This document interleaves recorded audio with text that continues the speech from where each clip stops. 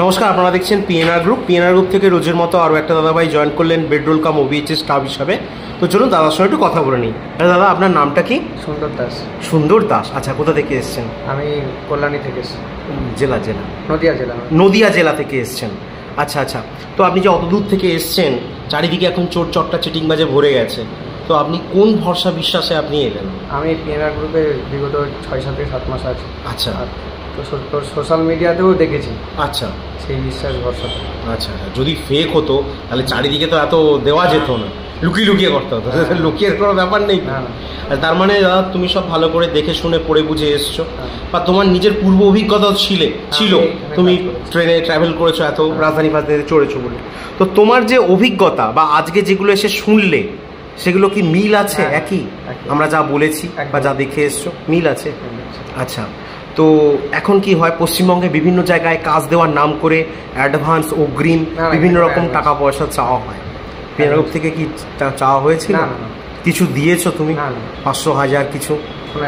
সত্যি বলছো? একদম। নাকি আমরা শিখিয়ে দিয়েছি বলে এটা বলছো? আচ্ছা আচ্ছা। যে পেমেন্টটা তুমি করছো সেটা কি স্বইচ্ছায়, সজ্ঞানে, ভালোবেসে করছো? নাকি আমরা জোর করে করে নিচ্ছি? ভালোবেসে দিচ্ছ? আচ্ছা আচ্ছা।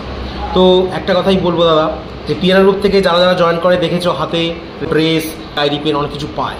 তো তুমি দাদা কি পেয়েছো আমাকে একটু একটা করে দেখাও। আমার ইউনিফর্ম ঠিক করে দেখাও। ওকে, ডায়েরি আর পেন। ওকে। তুমি যে দাদা এতগুলো জিনিস হাতে পেয়েছো, এগুলো যদি না পেতে তাহলে কি বিশ্বাস করতে? কারণ দেখো, ডিপার্টমেন্ট এক, তাহলে সিস্টেমও হবে এক। কেউ যদি হাতে সাদা জামা ধরিয়ে দিয়ে পালিয়ে যায়, সেটা কি বিশ্বাসযোগ্য?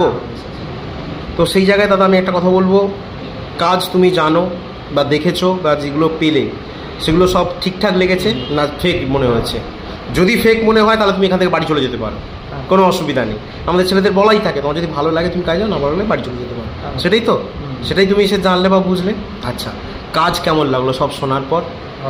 ভালো লেগেছে? কাজ করবে তো? কাজ ছেড়ে পালিয়ে আসবে না তো?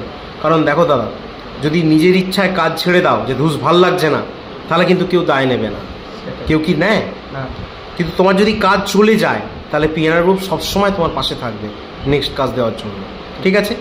কিন্তু নিজের ইচ্ছায় ধুস ভাল লাগছে না, পালিয়ে যাই, কাজ ছেড়ে যদি পালিয়ে আসো, তাহলে কিন্তু কোনো রিফান্ড হবে না। আর তুমি দাদা মন দিয়ে ভালোভাবে কাজ করো, সব কিছু পেয়েছো, হ্যাপি তো? খুশি? ঠিক আছে, ওকে দাদা।